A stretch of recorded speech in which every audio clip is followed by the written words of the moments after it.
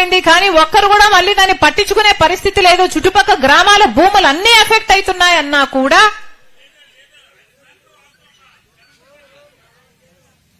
కూడా ఎవరూ పట్టించుకునేవారు లేరు.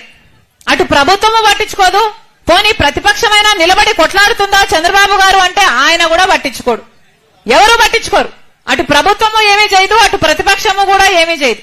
మరి ప్రజలు ఎవరికి చెప్పుకోవాలి, ఎక్కడికి పోవాలా?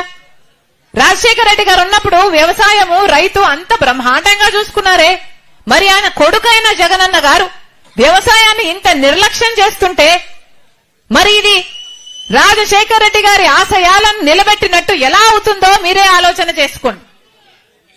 జగనన్న గారంటే నాకేం దేశం లేదు, నా రక్తమే, కానీ ఇది సిద్ధాంతపరమైన వ్యతిరేకం మాత్రమే. మేమంటున్నది ప్రజలు మీకు ఓట్లేస్తే మీరు ముఖ్యమంత్రులు అయ్యారు, అలాంటప్పుడు ప్రజలకు మీరు మేలు చేయాల్సిన బాధ్యత ఉందా లేదా అని మేము ప్రశ్నిస్తున్నాం. వ్యవసాయం రాజశేఖర రెడ్డి గారికి అంత ముఖ్యమైనప్పుడు ఆయన ఆశయాలను నిలబెడుతున్నామని చెప్తున్న జగనన్న గారికి రైతులంటే ఎందుకంత చిన్న చూపు, వ్యవసాయం అంటే ఎందుకంత చిన్న చూపు? ఈరోజు రైతుకు కనీసం పంట పండిస్తే గిట్టుబాటు ధరే లేదు అంటే ఇంకా రైతుకు మీరు ఏమి గౌరవం ఇచ్చినట్టు అని అడుగుతున్నాం. అంతెందుకు రాజశేఖర రెడ్డి గారు జలయజ్ఞంలో రైతులకు పెద్దపీట, వ్యవసాయానికి పెద్దపీట వేశాడు.